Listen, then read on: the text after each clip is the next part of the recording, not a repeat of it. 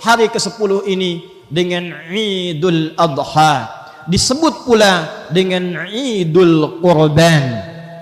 Id dalam bahasa Arab berarti kembali, kembali ke asal mula.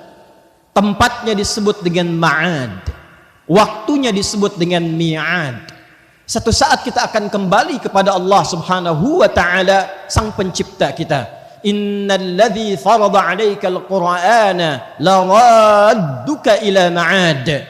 Sungguh yang telah memfardukan kepada engkau Muhammad sallallahu alaihi wasallam dan sampaikan, viralkan kepada seluruh umatmu yang telah memfardukan kepadamu seluruh ketentuan dalam berkehidupan dalam Al-Qur'an itu, kelak pasti akan mewafatkanmu dan mengembalikan engkau ke tempat kembali. Ma'ad, tempat kembali. Waktunya disebut dengan mi'ad. Innallaha la yukhliful mi'ad. Sungguh Allah tidak akan pernah menyalahi janjinya. Setiap kita pasti akan wafat dan kembali kepada Allah Subhanahu wa ta'ala. Saat kembali itu disebut dengan Id. Maka Id merefleksikan pesan kepada kita bahwa satu saat kita akan kembali berputar waktu, dan puncaknya kembali kepada Allah Subhanahu wa ta'ala, sang pemilik waktu dan keadaan. Tapi apakah setiap hamba yang akan kembali kepada Allah mendapatkan suasana pengembalian yang diridhai oleh Allah? Apakah setiap hamba yang akan wafat dan berpulang kepada Allah memiliki bekal yang cukup untuk mendapatkan rahmat Allah? Apakah setiap hamba yang akan berpulang kepada Allah sudah pasti diampuni oleh Allah?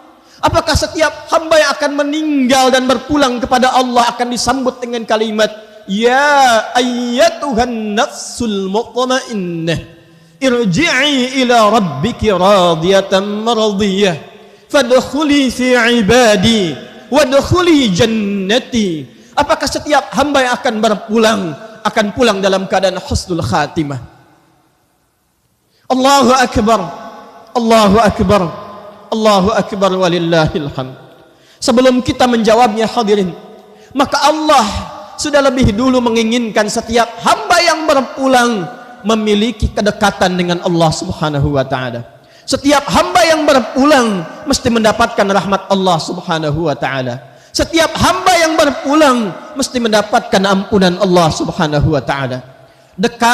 Kedekatan yang berlebih dalam bahasa Arab disebut dengan qurban, dari asal kata kerja qaruba yang berarti sesuatu yang dekat.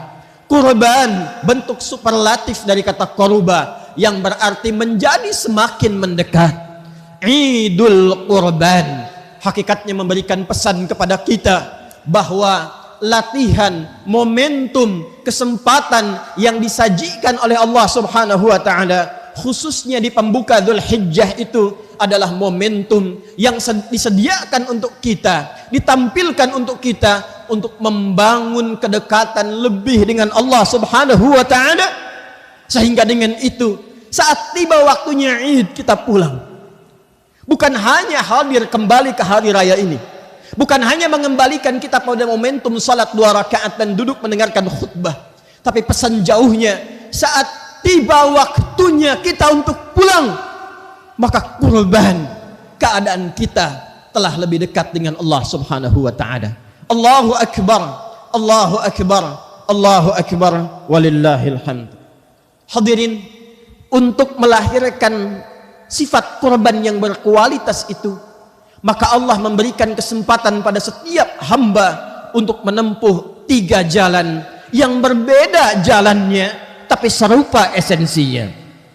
Jalan pertama, ada yang diundang langsung oleh Allah Subhanahu wa ta'ala ke Baitullah di tanah haram untuk menunaikan satu ibadah yang disebut dengan ibadah haji itu. Hakikat haji tertumpu pada Arafah. Kata Nabi SAW dalam sabdanya yang populer, Al-Hajju Arafah. Puncak haji itu ada pada momentum Arafah.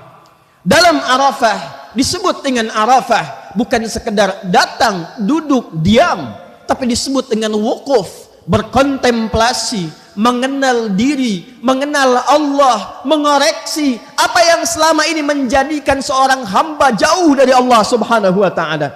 Kenapa selama ini dipanggil salat masih tunggu iqamat? Kenapa selama ini masih menunda-nunda salat bahkan untuk mengejar kesenangan dunia semata? Kenapa sampai usia puluhan tahun masih belum dekat dengan Allah, belum mampu membaca Al-Quran, belum bisa konsisten menunaikan salat sunnah, belum mampu untuk bersedekah, belum bisa menunaikan puasa sunnah? Maka dia duduk, dipanggil oleh Allah, duduk untuk merenung dekat Baitullah. Kalau sudah dekat dengan Baitullah, diminta untuk merenungkan, meninggalkan sementara urusan dunianya untuk mengenali dirinya, mengenal Allah, sehingga melahirkan kualitas hamba yang dekat dengan Allah Subhanahu wa ta'ala, merasakan kedekatan lebih.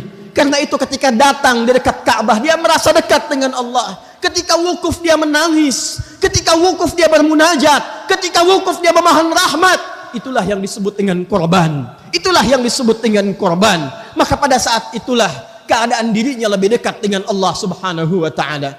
Maka hadirin, kalau Allah sedang mengundang dekat di dekat Ka'bah, wukuf di Arafah untuk mengenali dirinya, belum mampu dia mendekat kepada Allah, maka dengan cara apa lagi Allah mendekatkan hamba itu kepada Allah Subhanahu wa ta'ala? Allahu Akbar, Allahu Akbar, Allahu Akbar. Esensi haji Arafah, puncaknya membangun kedekatan diri dengan Allah Subhanahu wa ta'ala.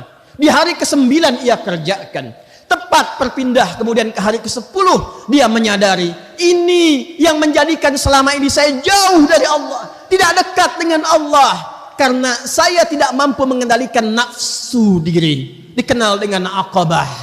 Dikenal dengan aqabah. Nafsu duniawi, nafsu untuk berbuat maksiat, itu yang menjauhkan diri dari Allah. Maka dia datang kemudian ke Muzdalifah, dia berzikir, ingat-ingat Allah. فَإِذَا أَفَضْتُم مِّنْ عَرَفَاتٍ فَاذْكُرُوا اللَّهَ عِندَ الْمَشْعَرِ الْحَرَامِ. Kalau sudah tuntas di Arafat, engkau sadar selama ini engkau jauh dari Allah, engkau sadar selama ini engkau tidak dekat dengan Allah, engkau menemukan penyebabnya, maka engkau langsung berzikir kepada Allah, pergi ke Masy'aril Haram di Muzdalifah, komitmen untuk melepaskan semua sebab yang menjauhkan dari Allah itu. Maka datanglah ia ke Jamarat, ia lempari semua sebab itu yang bersumber dari dalam dirinya, disebut dengan aqabah. Bismillah, Allahu Akbar. Bismillah, Allahu Akbar. Bismillah, Allahu Akbar. Maka lepaslah semua sebab-sebab yang menjadikan sebelumnya ia jauh dengan Allah, dan setelah lontaran itu dia semakin dekat dengan Allah, dan dia berjanji kepada Allah menghadap ke arah kiblat. Dia katakan, inni wajjahtu wajhiya lilladzi fataras samawati wal ard hanifan musliman wa ma ana minal musyrikin. Inna salati wa nusuki wa mahyaya wa mamati lillahi rabbil alamin la syarika lah wa bidzalika umirtu wa ana minal muslimin wa bidzalika umirtu wa ana awwalul muslimin.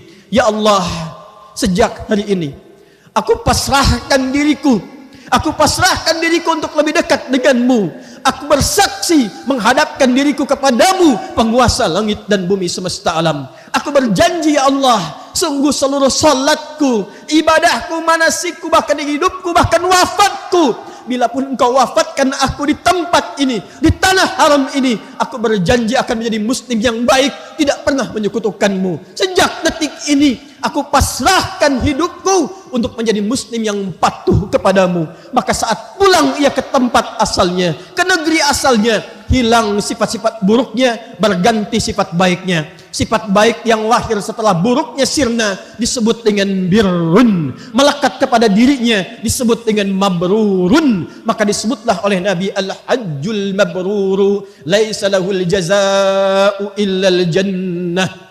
Haji yang bisa merubah pelakunya menjadi lebih baik, lebih dekat dengan Allah, dan mempertahankan itu sampai ia wafat, maka tidak ada pahala yang setimpal, balasan yang serupa pada dirinya, kecuali Allah siapkan surga untuknya dan dipanggil dengan panggilan yang indah di akhir hidupnya.